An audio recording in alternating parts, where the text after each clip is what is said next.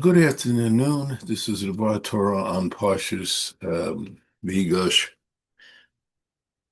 It's the next to the last Parsha. It's 11 Parsha in Sefer Parashit, next to the last one. And here we're seeing a monumental changes. It begins with with Yehuda challenging Yosef when he tells him Benjamin's going to have to stay. And after a long dispute, Yosef reveals that he is, in fact, Yosef, their brother. And after they get over the initial shock, there's a reunion. In any event, Pharaoh is very happy to hear it, and Pharaoh's advisors, because up to now they had a Hebrew slave as their viceroy, as the number two in command, and that was not exactly what they were hoping for. Once they heard he was a son of Yosef, and Yaakov had incredible level of status, and Yeshivas, um, then Pharaoh felt better about it, and his advisors. He tells them he should bring all of his family down. They'll be fed from the land of Goshen, and Yosef follows his instructions, bring down. Yaakov is gently told that his son is still alive, and he gives thanks to Hashem, and then goes through the whole family tree of Yaakov, and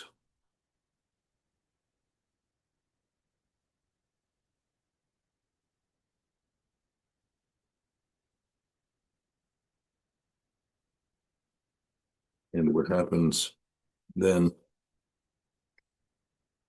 as they're about to go down for the family tree, it's Hashem visits him and tells him, "Do not be afraid to go to Egypt, for there I'll make you into a great nation." And that's going to be the subject of my Devorah Torah. Why did the Jews have to go down to Egypt? And then after the family tree, it discusses the arrival of Yosef, of the family, and he meets Pharaoh. And then there's a whole thing of how, as the famine is becoming worse and worse, Yosef manages to negotiate all land ownership and all livestock come under the control, and all the money of the Egyptian population come under his control. He shifts the populations to different areas where people don't enough in the same community. Therefore, that minimize, at least at that time, anti-Semitism. And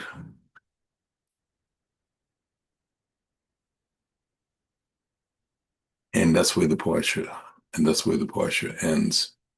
Now, I would like to address the whole question of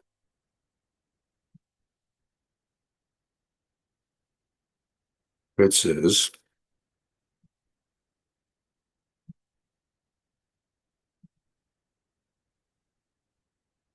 Yomer Elokim leIsrael Marasah Halayla V'Omer Yaakov Omer Hineni. And it says, God spoke to Israel in a night vision and said, Yaakov. And he said, yeah, here I am. And God then said, Anochi Yered Imecha Mitzrayma Anochi El Lacha Gam Al Yosef Yishti Yado Al Necha, which translates, do not be afraid to go to Egypt. From there I will make you a great nation. I will go to Egypt with you, and I will bring you back again. He also will play his hands on your eyes. It means when Yaakov ceases to be in this world, in a normal sense anyway. And question I want to address here, a couple of questions. Why did we have to go down to Egypt? What did we do? It starts in time of Abraham that required us to go down to Egypt. There are a number of answers on that. And why do we have to suffer hard labor? And what do we get? How did going down to Egypt, Mitzrayim, make us into a great nation? Now, the following explanation is based partially on the various works of the Arizal.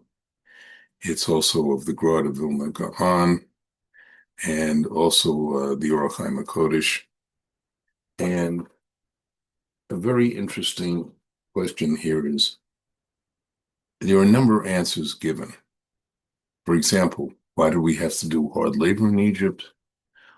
One of the reasons was when Abraham had the battle of the four kings.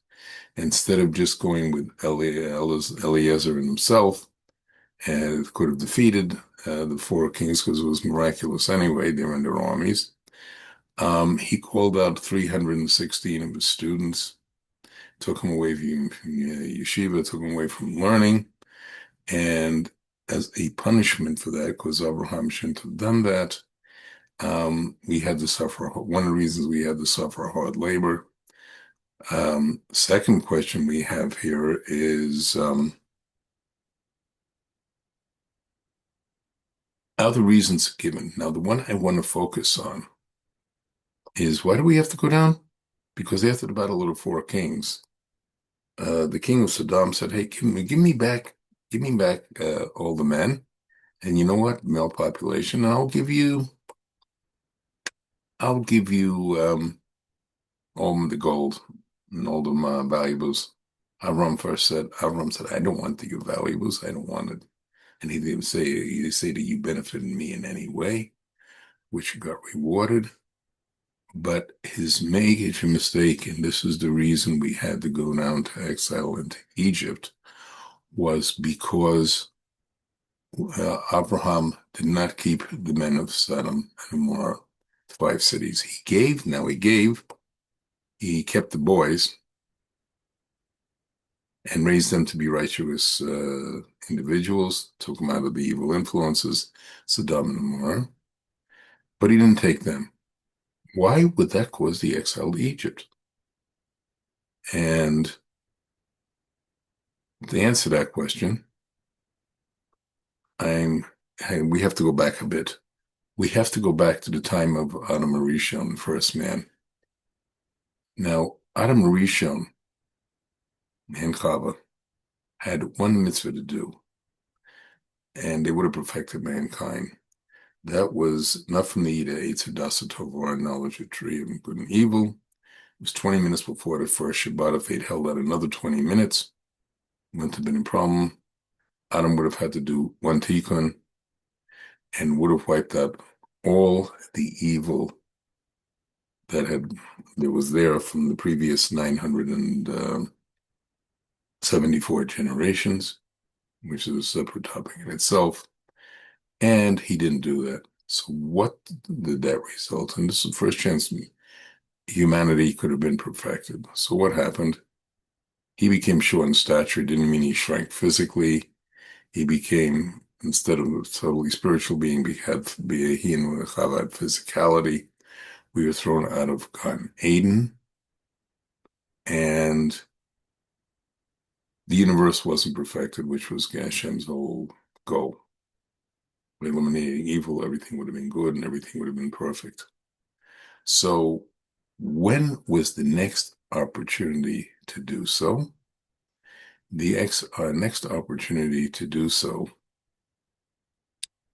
was in the time of the generation of the marble, of the flood.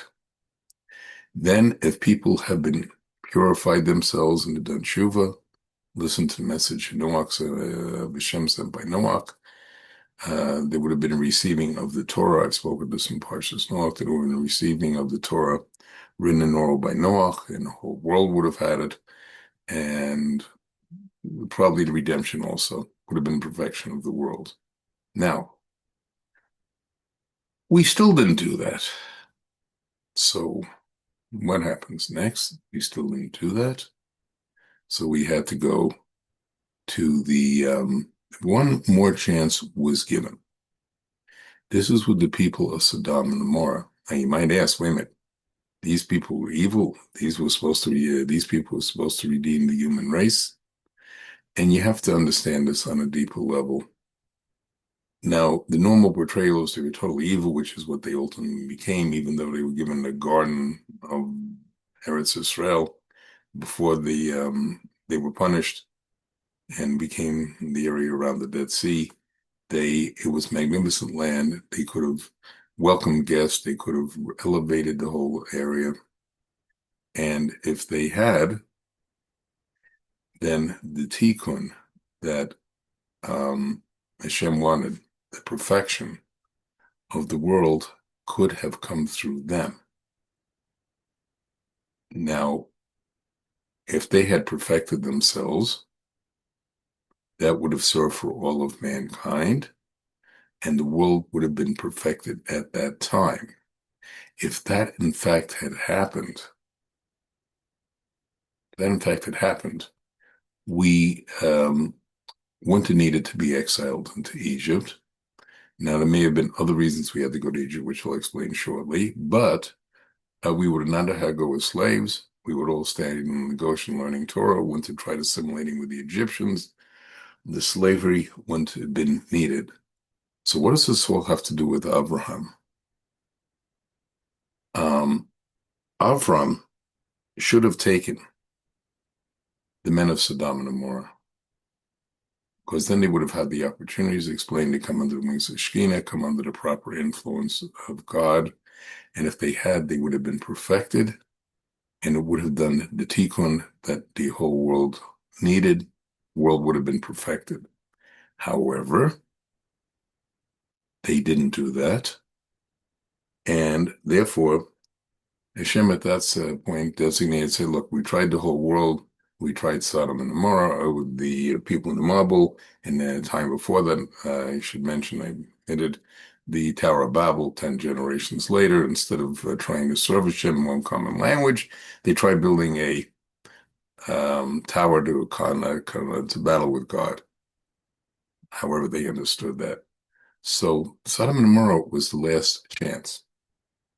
Now, if so, under Abraham, they would have been perfected as were the children, the boys, and the whole world would have been perfected.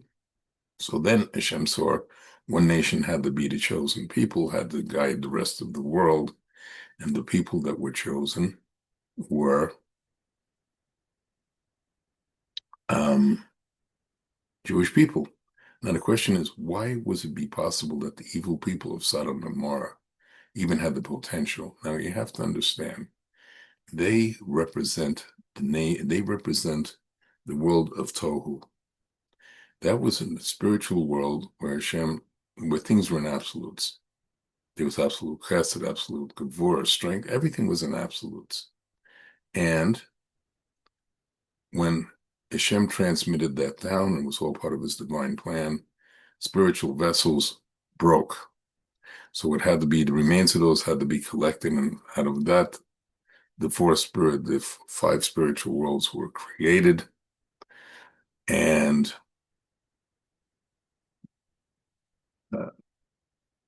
so they represented the world of Tohu before the shattering. Now, because they had some values, people of Sodom and Gomorrah, of absolute good, absolute spiritual qualities, but equally absolute lower qualities. Since the upper qualities were not perfected under Avram, they did not fulfill what they were supposed to, and it wound up in their destruction. Therefore, we had to go down in their place. Now, to give you an example of this absolute, it's important, shall Googling. There's the famous story of the ger. The guy wanted to convert, came to Shammai, said, I want to learn, teach me the Torah while I'm standing on one foot, which no matter how athletic you are is a very short time frame. And Shammai took a cane and chased him away, said, get out of here. Hillel, on the other hand, said, what you have to know is that treat others as you want yourself treated, and sit down and learn, my son. Now, what was going on here? According to Shar Gugulim, this man came from the world of Tohu, where everything was in absolutes, where the vessels broke. And the neshumas of the people of Sodom and Gomorrah, the men, came from the same place. So what was Shammai saying? You don't belong here. You're absolute. You can't live in this universe. You can't live in a universe of Tikkun where things are trying to be strengthened and built up. What did Hillel say? He says, listen, if you want to stay in this world, you have to balance those strengths, and you have to balance everything. You have to learn to be balanced with other people, blend in, form a greater whole. Abraham could have taught them that. He didn't, so Sodom and Gomorrah failed the test, and we had to go down to do that talk list because the world hadn't been perfected at the time of Sodom and Gomorrah. Now, having said that, why Mitzrayim specifically? Why did we have to go down to Egypt? And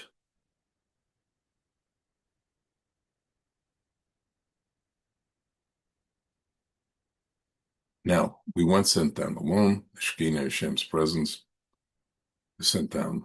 It came down with us. I think only some opinions. If you look at the number of people that they talk about went down with Yaakov, including Yosef and the census, who were already there, you get the number 69, except the Chumash says 70. So who's the 70? Some say it's the Shekinah. The Hashem provides the extra spiritual need, and we see that when Abraham was negotiating with the nations and with Hashem about the Sodom and Gomorrah, if they had 50 righteous tzaddikim, then 45, then 40, then he went 30, 20, 10. So there could have been at least one city saved with the 10. There was 10 tzaddikim. And why the 45? You don't have 35 over that, because you need at least a million of righteous people. And with the 45, if you divide 5 by 45, you get 9. And the Shekinah was going to provide the 10th, so to speak. Now, so the Shekinah was present with us there. Now, why do we have to be there? And this is explained in Lakutei Torah and the Orach Chaim. One of the reasons was they had to get rid of, had to be able to draw out and gather the portions of holiness that are scattered among branches of Klipot. Now, to explain this briefly, there's a deeper concept, but to explain it briefly, what did they have to do? When Adam Rishon committed a sin, it said he went from 100 amas to a lot shorter. Now, it's not talking in physical terms. It's talking in spiritual terms. All the neshimas that were souls were ever going to be came from him when he committed the avera, when he committed the sin. A lot of those fell into the klipot, the spiritual impurities, and the souls were trapped there. And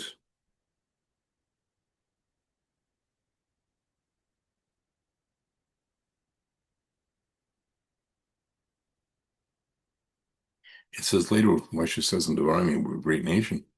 What was this great nation? Because we had absorbed all the neshimas, all the holiness that had been trapped in the klipot. And how did that get done? Then, because of that, we became the great nation who could deserve to receive the Torah.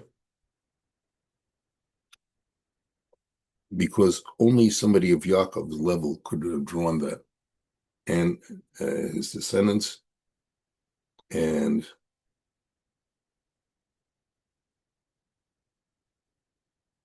Yaakov did not die till he saw the 600,000 neshimas that needed to be raised.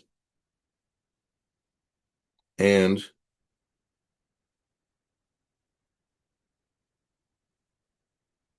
he didn't have, so therefore Yaakov didn't have to worry about being enslaved or oppressed. And it says, I shall said to him, Yaakov didn't want to be buried in the impure land, so I should ascend with you and I should go up. Now,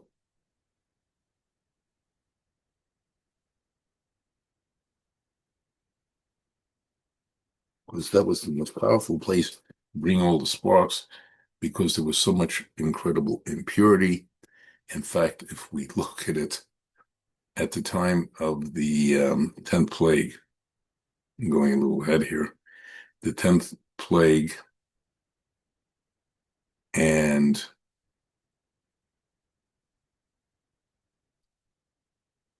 Hashem had to go. One reason is given. He could only determine who were the firstborn of the fathers. The angels couldn't. And these reasons are not necessarily contradictory. Also, he had to go with, because the tumor was so, impurity was so great there, that if he hadn't gone with them, if an angel had been sent to do it, the angel would have been pulled in by the corrosive impurity and tumor, and they would have started partying, so to speak, with the Egyptians. So only with that could we do the tikkun of, in other words, taking all these sparks of him out.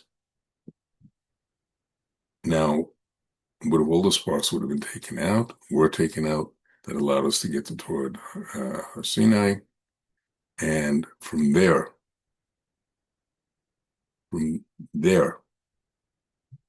and onwards, we did become the great nation. And if we hadn't committed the sin of the golden calf and later on the sin of the Meraglim, we would have gone straight into Israel. The world would have been perfected. Moshe would have been Mashiach, and the ultimate tikkun that Hashem was looking for would be achieved. So I would just like to finish now that with every time we do learn Torah and do mitzvahs, we're helping to build up the tikkun. And every time we do that, Hashem will send down Shefa, will send down good things to us. May we soon merit to have the final tikkun, the ultimate redemption. Good Shabbos and Shabbat Shalom.